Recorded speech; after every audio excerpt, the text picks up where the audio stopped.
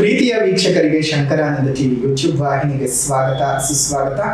ಇವತ್ತಿನ ವಿಡಿಯೋನಲ್ಲಿ ಈ ವಾರದ 12 ರಾಶಿಗಳ ವಾರ ಭವಿಷ್ಯವನ್ನ ತಿಳ್ಕೊಳ್ಳೋಣ. ಅದಕ್ಕಿಂತ ಮುಂಚಿತವಾಗಿ ಯಾರಾದರೂ ಶಂಕರಾನಂದ ಟಿವಿ ಯೂಟ್ಯೂಬ್ ವಾಹಿನಿಗೆ ಸಬ್ಸ್ಕ್ರೈಬ್ ಮಾಡ್ಕೊಂಡಿಲ್ಲ ಅಂದ್ರೆ ಸಬ್ಸ್ಕ್ರೈಬ್ ಮಾಡ್ಕೊಳ್ಳಿ. ಪಕ್ಕದಲ್ಲೇ ಇರುವಂತಹ ಬೆಲ್ ಐಕಾನ್ ಒತ್ತಿ, ಅದರಿಂದ ನೆಕ್ಸ್ಟ್ ಅಪ್ಲೋಡ್ ಮಾಡುವಂತಹ ವಿಡಿಯೋಗಳು ನಿಮಗೆ ನೋಟಿಫಿಕೇಶನ್ ಮುಖಾಂತರ ಬಂದು ತಲುಪತ್ತೆ. ಹೊಸ ಹೊಸ ಮಾಹಿತಿಗಳನ್ನ ತಿಳ್ಕೊಳ್ಳೋದಕ್ಕೆ ಸಾಧ್ಯವಾಗುತ್ತೆ ಅಂತ ತಿಳಿಸ್ತಾ, ನೋಡಿ ಈ 12 ರಾಶಿಗಳ ಭವಿಷ್ಯವನ್ನ ತಿಳ್ಕೊಳ್ಳೋಣ.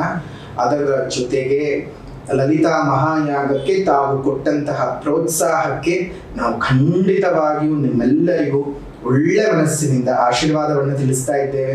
ಯಾರ್ಯಾರು ಬಂದಿದ್ರಲ್ಲ, ಯಾರ್ಯಾರು ಸಹಕರಿಸಿದ್ರಲ್ಲ, ಅವರೆಲ್ಲರಿಗೂ ಸಹ ದೇವಿಯ ಸಂಪೂರ್ಣ ಕೃಪಾಶೀರ್ವಾದ ಉಂಟಾಗಿ ನಿಮ್ಮ ಬದುಕಿನಲ್ಲಿ ಸಕಲ ಸುಖ ಸೌಖ್ಯಗಳು ಸಹ ವೃದ್ಧಿಯಾಗಲಿ ಅಂತ ಹೇಳ್ತಾ ಇದ್ದೇವೆ.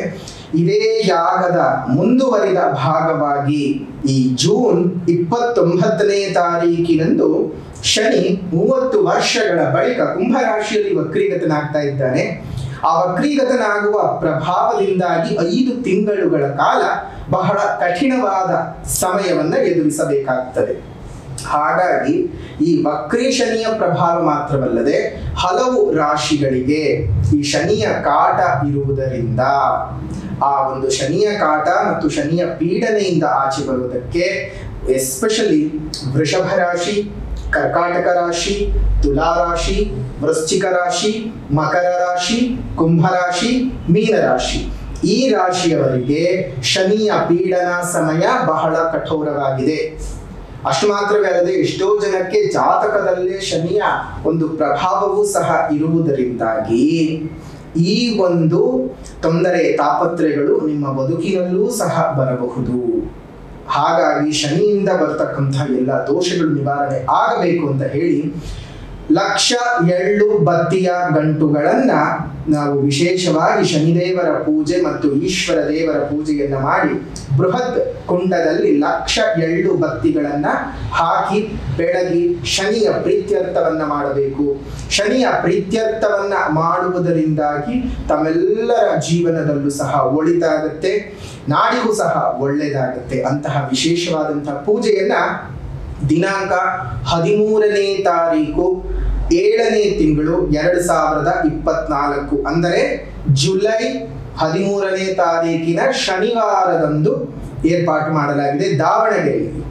ಈ ವಿಶೇಷವಾದಂತಹ ಈ ಕಾರ್ಯಕ್ರಮಕ್ಕೆ ತಾವೆಲ್ಲರೂ ಸಹ ಬಂದು ಪಾಲ್ಗೊಳ್ಳಿ. ಶನಿದೇವರ ಕೃಪೆಗೆ ಪಾತ್ರರಾಗಿ ಸಮಸ್ಯೆಯನ್ನ ಎದುರಿಸ್ತಾ ಇರತಕ್ಕಂಥವರು ನೀವೇ ಎಳ್ಳು ಬತ್ತಿಗಳನ್ನ ಒಬ್ಬೊಬ್ಬರು 23 ಗಂಟುಗಳನ್ನ ಮಾಡಿ ತೆಗೆದುಕೊಂಡು ಬನ್ನಿ.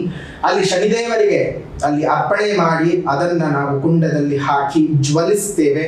ಅದು ಯಾವ ರೀತಿಯಾಗಿ ಜ್ವಲಿಸಿ ಉರಿದು ಭಸ್ಮವಾಗುತ್ತೋ ಆ ರೀತಿಯಾಗಿ ನಿಮ್ಮ ಶನಿಯ ಕಾಟಗಳು ಸಹ ಭಸ್ಮವಾಗಿತ್ತೆ, ಶನಿಯ ಆಶೀರ್ವಾದವೂ ಸಹ ಸಿಗುತ್ತೆ. ಅಲ್ಲಿ ಬರುವಂತಹವರಿಗೆ ವಿಶೇಷವಾಗಿ ತಿರುನಲ್ಲಾರಿನಿಂದ ಪೂಜಿಸಿ ತರುವಂತಹ ಶನಿ ರಕ್ಷಾ ಕವಚದ ದಾರವನ್ನು ಸಹ ಕೊಡುತ್ತೇವೆ. ಆ ದಾರವನ್ನು ನೀವು ನಿಮ್ಮ ಕೈಗಳಲ್ಲಿ ಕಟ್ಟಿಕೊಳ್ಳೋದ್ರಿಂದ ತುಂಬಾ ಒಳ್ಳೆಯ ರೀತಿಯಾದಂತಹ ಪ್ರಭಾವವನ್ನು ಸಹ ನೀವು ಎದುರಿಸಬಹುದು. ಹಾಗಾಗಿ ಈ ಒಂದು ವಿಚಾರವನ್ನ ನೀವು ತಪ್ಪದೆ 13ನೇ ತಾರೀಕು 7ನೇ ತಿಂಗಳು ನಡೆಯುವಂತಹ ಕಾರ್ಯಕ್ರಮದಲ್ಲಿ ಬಂದು ಪಾಲ್ಗೊಂಡು ದೇವರ ಕೃಪೆಗೆ ಪಾತ್ರರಾಗಿ ಎಲ್ಲರಿಗೂ ಸಹ ಸುಖವಾಗಿರ್ತಕ್ಕಂತಹ ಸೌಖ್ಯವಾಗಿರ್ತಕ್ಕಂತಹ ವರಗಳು ಬಂದು ಸೇರಲಿ ಅಂತ ಹೇಳ್ತಾ, ಈ ಒಂದು ಶನಿಯ ವಿಶೇಷವಾದಂತಹ ಪೂಜೆಯ ಬಗ್ಗೆ ಇನ್ನಷ್ಟು ಹೆಚ್ಚಿನ ಮಾಹಿತಿಗಳು ಬೇಕು ಅಂತ ಹೇಳಿದ್ರೆ ಇಲ್ಲಿರ್ತಕ್ಕಂತಹ ಫೋನ್ ನಂಬರ್ಗೆ ಫೋನ್ ಮಾಡಿ, ಅದರಲ್ಲಿ ನಿಮಗೆ ಹೆಚ್ಚಿನ ಮಾಹಿತಿಗಳನ್ನು ಸಹ ಕೊಡ್ತಾರೆ. ಲಕ್ಷ ಎಳ್ಳು ಬತ್ತಿಯ ಗಂಟುಗಳನ್ನ ಬೆಳಗಿಸಬೇಕು, ಅದರಲ್ಲೂ ಶನಿವಾರದ ದಿವಸದಂದೇ ಬೆಳಗಿಸಬೇಕು ಅಂತ ಹೇಳಿ ಸಂಕಲ್ಪ ಮಾಡಿಕೊಂಡಿದ್ದೇವೆ. ಅದರಿಂದ ನಾಡು ಸಹ ಸುಭಿಕ್ಷವಾಗಬೇಕು, ದೇಶವೂ ಸಹ ಸುಭಿಕ್ಷವಾಗಬೇಕು. ಆ ದಿನಾಂಕದಂದು ಬರೋದು ಮರಿಬೇಡಿ. ಅಲ್ಲಿ ಕೊಡುವಂತಹ ರಕ್ಷಾ ಕವಚದ ದಾರವನ್ನು ಸಹ ನಿಮ್ಮ ಕೈಗಳಲ್ಲಿ ಕಟ್ಕೊಳ್ಳೋದ್ರಿಂದ ಈ ಅರ್ಧಾಷ್ಟಮ ಶನಿಯ ಪೀಡೆ, ಪಂಚಮ ಶನಿಯ ಪೀಡೆ, 7.5 ಶನಿಯ ಪೀಡೆ, ಅಷ್ಟಮ ಶನಿಯ ಪೀಡೆ, ಯಾವುದೇ ರೀತಿಯಾಗಿರ್ತಕ್ಕಂತಹ ಶನಿಯ ಪೀಡನ ಸ್ಥಾನದ ದೋಷಗಳಿದ್ದರೂ ಸಹ ನಿವಾರಣೆಯಾಗುತ್ತೆ. ಏನು ಯೋಚನೆ ಮಾಡಬೇಡಿ, ದೇವರ ಕೃಪೆಗೆ ಪಾತ್ರರಾಗಿ ಆ ಬಗ್ಗೆ ಇನ್ನಷ್ಟು ಹೆಚ್ಚಿನ ಮಾಹಿತಿಗಳನ್ನ ನಿಮಗೆ ನಮ್ಮ ಮುಂದಿನ ವಿಡಿಯೋಗಳಲ್ಲಿ ತಿಳಿಸ್ಕೊಡ್ತಾ ಹೋಗ್ತೇವೆ. ಮುಂದಿನ ವಿಡಿಯೋಗಳನ್ನು ನೋಡೋದು ಮರಿಬೇಡಿ. ಇನ್ನು ಮೇಷರಾಶಿಯವರಿಗೆ ಈ ವಾರ ಯಾವ ರೀತಿಯಾಗಿದೆ ನೋಡೋಣ. ಮೇಷರಾಶಿಯಲ್ಲಿ ಹುಟ್ಟಿರ್ತಕ್ಕಂಥವರಿಗೆ ಈ ವಾರದಲ್ಲಿ ಬಹಳ ಸಂತಸದಾಯಕವಾದಂತಹ ವಾತಾವರಣವನ್ನು ನೋಡ್ತೀರಿ. ಕುಟುಂಬದಲ್ಲಿ ಕೆಲ ಶುಭ ಕಾರ್ಯಗಳು ಸಹ ನಡೆಯುತ್ತೆ, ಕೆಲಸಗಳು ಸಕಾಲದಲ್ಲಿ ಪೂರ್ತಿಯಾಗುತ್ತವೆ. ಕುಟುಂಬದ ಒಟ್ಟಿಗೆ ನೀವು ದೇವರ ದರ್ಶನವನ್ನ, ತೀರ್ಥಕ್ಷೇತ್ರ ತೀರ್ಥಯಾತ್ರೆಯನ್ನ ಮಾಡ್ತಕ್ಕಂತಹ ಒಂದು ಶುಭವಾಗಿರ್ತಕ್ಕಂತಹ ವಾರ ಅಂತಾನೆ ಹೇಳಬಹುದು. ವೃತ್ತಿ ವ್ಯಾಪಾರಗಳು ಬಹಳ ಸುಗಮವಾಗಿ ಸಾಗುತ್ತೆ. ಆರ್ಥಿಕ ಏರಿಳಿತಗಳು ಅಂತಹ ದೊಡ್ಡ ಮಟ್ಟದಲ್ಲಿ ಏನು ತೊಂದರೆ ಕೊಡೋದಿಲ್ಲ, ಸ್ವಲ್ಪ ಸೌಖ್ಯವಾದ ವಾರ ಅಂತಾನೆ ಹೇಳಬಹುದು. ಕೊನೆಯಲ್ಲಿ ಹೇಳುವಂತಹ ಪರಿಹಾರವನ್ನು ಸಹ ಮಾಡ್ಕೊಳ್ಳಿ, ಶುಭವಾಗಲಿ. ವೃಷಭ ರಾಶಿ. ವೃಷಭ ರಾಶಿಯಲ್ಲಿ ಹುಟ್ಟಿರ್ತಕ್ಕಂಥವರಿಗೆ ದಿಢೀರ್ ಪ್ರಯಾಣದ ಯೋಗಗಳು, ಮನೆಯ ಹೊರಗಡೆ ಸ್ವಲ್ಪ ಸಮಸ್ಯೆಗಳು, ಕಾರ್ಯಕ್ಷೇತ್ರದಲ್ಲಿನ ಸಮಸ್ಯೆಗಳು ಜಾಸ್ತಿ ಆಗುತ್ತೆ. ಅನಾರೋಗ್ಯದ ಸಮಸ್ಯೆಗಳು ನಿಮಗೆ ಬಹಳ ನೋವುಗಳನ್ನ ತಂದುಕೊಡ್ತಕ್ಕಂಥದ್ದು. ವೃತ್ತಿ ಮತ್ತು ವ್ಯಾಪಾರಗಳಲ್ಲಿ ಬಹಳ ಸಂಕಟಮಯವಾದಂತಹ ವಾತಾವರಣವಿದೆ, ಅಷ್ಟೊಂದು ಒಳ್ಳೆಯದಿಲ್ಲ. ಈ ಒಂದು ವೃಷಭ ರಾಶಿಯವರಿಗೆ ಜಾಗ್ರತೆಯಾಗಿ ಈ ವಾರದಲ್ಲಿ. ಮಿಥುನ ರಾಶಿ. ಮಿಥುನ ರಾಶಿಯಲ್ಲಿ ಹುಟ್ಟಿರ್ತಕ್ಕಂಥವರಿಗೆ ಬಂಧುಗಳೊಂದಿಗೆ ವಿನಾಕಾರಣ ಜಗಳಗಳು, ಮನಸ್ತಾಪಗಳು, ವಿದ್ಯಾರಂಗದಲ್ಲಿ ಹಿನ್ನಡೆಗಳು, ಹಣದ ವಿಚಾರದಲ್ಲಿ ತೊಂದರೆಗಳು ಉಂಟಾಗುತ್ತೆ. ಹಿರಿಯರಿಗೆ ಅನಾರೋಗ್ಯ ಸಮಸ್ಯೆಗಳು ತುಂಬಾ ಹೆಚ್ಚಿನ ರೀತಿಯಲ್ಲಿ ಬಾಧೆ ಕೊಡುತ್ತೆ. ಒಟ್ಟಾರೆಯಾಗಿ ನಿಮಗೆ ದಿದ್ದಕ್ಕಿದ್ದ ಹಾಗೆ ವಿವಾದಗಳಲ್ಲಿ ಸಿಲುಕು ಹಾಕೊಂಡ್ಬಿಡ್ತೀರಿ, ಜಾಗ್ರತೆಯಾಗಿರಿ. ಕೊನೆಯಲ್ಲಿ ಹೇಳುವ ಪರಿಹಾರದ ಕ್ರಮವನ್ನ ಅನುಸರಿಸಿ, ಶುಭವಾಗಲಿ. ಕರ್ಕಾಟಕ ರಾಶಿ. ಕರ್ಕಾಟಕ ರಾಶಿಯಲ್ಲಿ ಹುಟ್ಟಿರ್ತಕ್ಕಂಥವರಿಗೆ ಈ ಒಂದು ವಾರದಲ್ಲಿ ಬರಬೇಕಾಗಿರ್ತಕ್ಕಂತಹ ಹಣಕಾಸುಗಳು ಸರಿಯಾದ ರೀತಿಯಲ್ಲಿ ನಿಮಗೆ ಬಂದು ಕೈ ಸೇರುತ್ತೆ. ಉದ್ಯೋಗದಲ್ಲಿ ಉತ್ತಮ ರೀತಿಯ ಬೆಳವಣಿಗೆಗಳನ್ನ ನೀವು ನೋಡ್ತೀರಿ. ವ್ಯಾಪಾರ ವ್ಯವಹಾರಗಳು ಸುಗಮವಾಗಿ ಸಾಗುತ್ತೆ. ಹಣಕಾಸಿನ ಪರಿಸ್ಥಿತಿಯ ಏರಿಳಿತಗಳಿಂದ ದೂರ ಆಗ್ತೀರಿ. ಒಳ್ಳೆಯ ವಾರವನ್ನು ಸಹ ನೀವಿಂದು ನೋಡೋದಕ್ಕೆ ಸಾಧ್ಯತೆ ಇದೆ. ಕರ್ಕಾಟಕ ರಾಶಿಯವರಿಗೆ ಶುಭವಾದ ವಾರವಿದೆ.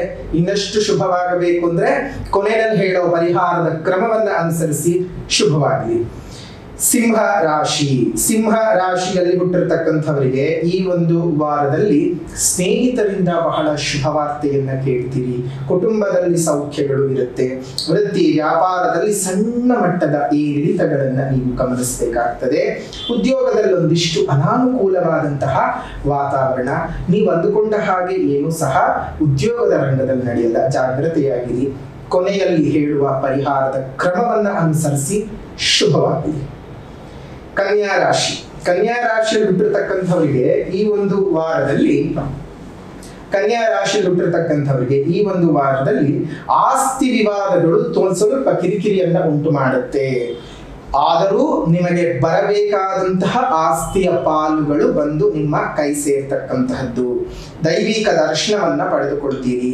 ವೃತ್ತಿ ವ್ಯಾಪಾರದಲ್ಲಿ ಅನಿರೀಕ್ಷಿತವಾಗಿರ್ತಕ್ಕಂತಹ ಸಮಸ್ಯೆಗಳು ಉಂಟಾಗುತ್ತೆ ವಾರ ಪ್ರಾರಂಭದಲ್ಲಿ, ಆದರೆ ವಾರಾಂತ್ಯದ ಹೊತ್ತಿಗೆ ಆ ಸಮಸ್ಯೆಗಳೆಲ್ಲ ನಿವಾರಣೆ ಆಗುವಂತಹ ವಾರವಾಗಿರುತ್ತೆ. ಕೈಗೆ ತೆಗೆದುಕೊಂಡಂತಹ ಎಲ್ಲ ಕೆಲಸ ಕಾರ್ಯಗಳಲ್ಲೂ ಅಪಾರವಾದ ಯಶಸ್ಸನ್ನು ನೀವು ನೋಡ್ತೀರಿ. ಒಂದಿಷ್ಟು ಮಿಶ್ರ ಫಲಗಳು ಅಂತ ಹೇಳ್ಬೋದು. ವಾರದ ಪ್ರಾರಂಭದಲ್ಲಿ ಸ್ವಲ್ಪ ಕಸಿರಿಸಿ, ವಾರಾಂತ್ಯದ ಹೊತ್ತಿಗೆ ಶುಭದ ಫಲಗಳು ಇದ್ದಾವೆ. ಆದರೆ ಕೊನೆಯಲ್ಲಿ ಹೇಳೋ ಪರಿಹಾರವನ್ನ ಒಂದು ಫಾಲೋ ಮಾಡಿ, ಒಳ್ಳೆಯದಾಗಿ. ತುಲಾರಾಶಿ. ತುಲಾರಾಶಿಯಲ್ಲಿ ಹುಟ್ಟಿರ್ತಕ್ಕಂಥವರಿಗೆ ಈ ಒಂದು ವಾರದಲ್ಲಿ ಕುಟುಂಬದ ಜನರೊಟ್ಟಿಗೆ ವಾದ ವಿವಾದಗಳು ಜಾಸ್ತಿ ಆಗುತ್ತೆ. ದೂರದ ಪ್ರಯಾಣದ ಯೋಗಗಳು ಉಂಟಾಗುತ್ತೆ. ಅಂದ್ಕೊಂಡಿರುವಂತಹ ಕೆಲಸ ಕಾರ್ಯಗಳಲ್ಲಿ ಪ್ರಗತಿ ಇದ್ದರೂ ಮಾನಸಿಕ ನೆಮ್ಮದಿ ಇರುವುದಿಲ್ಲ. ಅನಿರೀಕ್ಷಿತವಾಗಿ ವ್ಯಾಪಾರ ವ್ಯವಹಾರ ಮತ್ತು ಉದ್ಯೋಗದ ಕ್ಷೇತ್ರಗಳಲ್ಲಿ ನೀವು ಬದಲಾವಣೆಯನ್ನ ನೀವು ನೋಡಬೇಕಾಗ್ತದೆ. ಅಂದುಕೊಂಡಂತಹ ರೀತಿಯಲ್ಲಿ ಶುಭವಾದ ವಾತಾವರಣ ತುಲಾರಾಶಿಯವರಿಗೆ ಇಲ್ಲ, ಜಾಗೃತಿಯಾಗಿರೋದು ಒಳ್ಳೆಯದು. ಕೊನೆಯಲ್ಲಿ ಹೇಳೋ ಪರಿಹಾರದ ಕ್ರಮವನ್ನ ಅನುಸರಿಸಿ, ಶುಭವಾಗಲಿ. ವೃಶ್ಚಿಕ ರಾಶಿ. ವೃಶ್ಚಿಕ ರಾಶಿಯಲ್ಲಿ ಹುಟ್ಟಿರ್ತಕ್ಕಂಥವರಿಗೆ ನೀವು ಯಾರನ್ನಾದ್ರೂ ನಂಬಿ ಹಣ ಕೊಟ್ಟಿದ್ರೆ ಆ ಹಣವು ಈ ವಾರದಲ್ಲಿ ವಸೂಲಿ ಆಗ್ತದೆ. ಕೆಲ ಆಶ್ಚರ್ಯಕರ ವಿಚಾರಗಳು ನಿಮ್ಮ ಬದುಕಿನಲ್ಲಿ ನಡೆಯುತ್ತವೆ. ಹೊಸ ಹೂಡಿಕೆಗಳಿಂದ ಲಾಭಗಳನ್ನ ನೀವು ಮಾಡ್ತೀರಿ. ವೃತ್ತಿರಂಗದಲ್ಲಿ ಬಹಳ ದೊಡ್ಡ ಮಟ್ಟದ ಸಾಧನೆಯನ್ನು ಸಹ ನೀವು ಮಾಡೋಕೆ ಸಾಧ್ಯತೆ ಇದ್ದಾವೆ.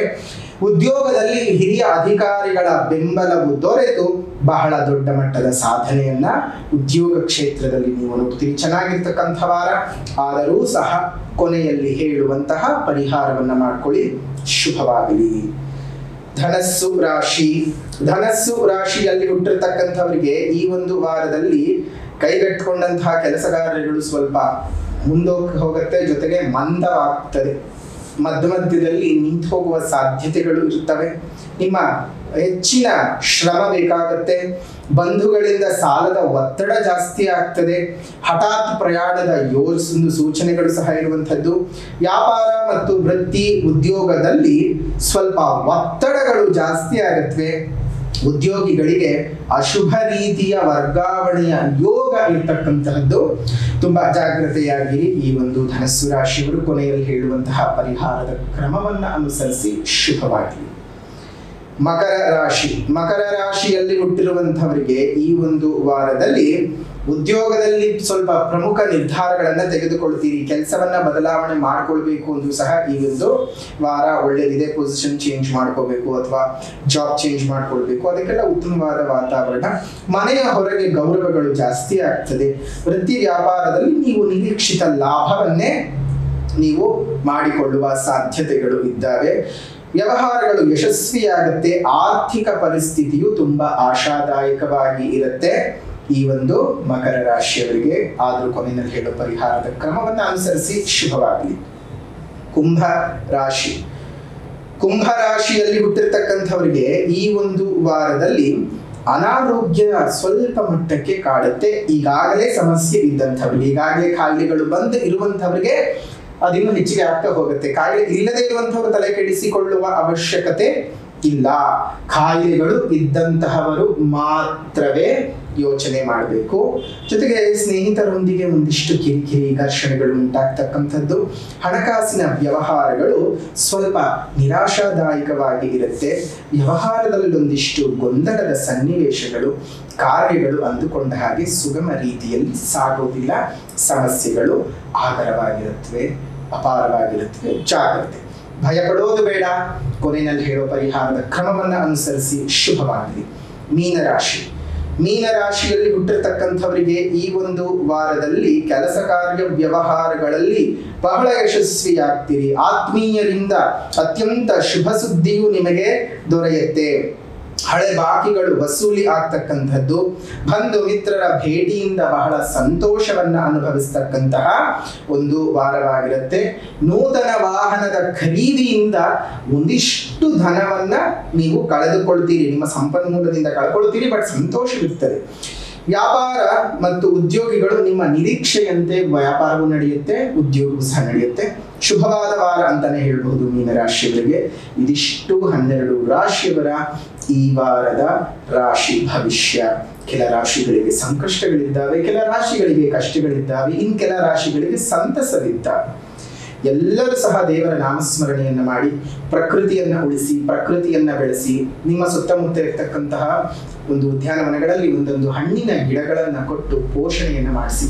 4-6 ವರ್ಷಗಳಲ್ಲಿ ಅದು ಬೆಳೆದು ನಿಂತು ಎಲ್ಲರಿಗೂ ಪ್ರಾಣವಾಯುವನ್ನ, ಪ್ರಕೃತಿಗೆ ಪ್ರಾಣವಾಯುವನ್ನ, ಪ್ರಾಣಿ ಪಕ್ಷಿಗಳಿಗೆ ಆಹಾರ ಮತ್ತು ಆಸರೆಯನ್ನ ಕೊಡ್ತಾ ಅದು ಬೆಳೆದು ನಿಂತ ಸಂದರ್ಭದಲ್ಲಿ ಅದನ್ನ ನೋಡಿದ್ರೇನೆ ನಮಗೆ ಬಹಳ ಸಂತೋಷ ಆಗುತ್ತೆ.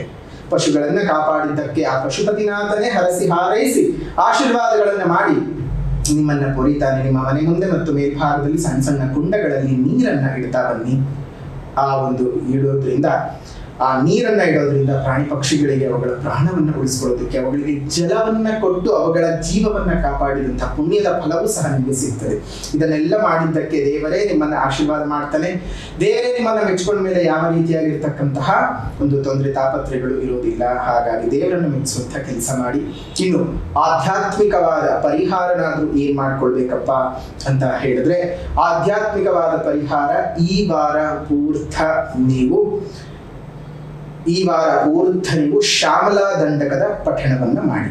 ಶ್ಯಾಮಲಾ ದಂಡಕದ ಪಠಣವನ್ನು ಮಾಡೋದ್ರಿಂದ ಬಹಳ ಶುಭ ಫಲಗಳನ್ನು ಅನುಭವಿಸಬಹುದು. ಶುಭವಾಗಲಿ, ಮಂಗಳವಾಗಲಿ. ಮತ್ತೆ ಪುನಃ ಮತ್ತೊಂದು ವಿಡಿಯೋನಲ್ಲಿ ಭೇಟಿ ಮಾಡ್ತೇನೆ. ಅಲ್ಲಿವರೆಗೂ ನಮಸ್ಕಾರ.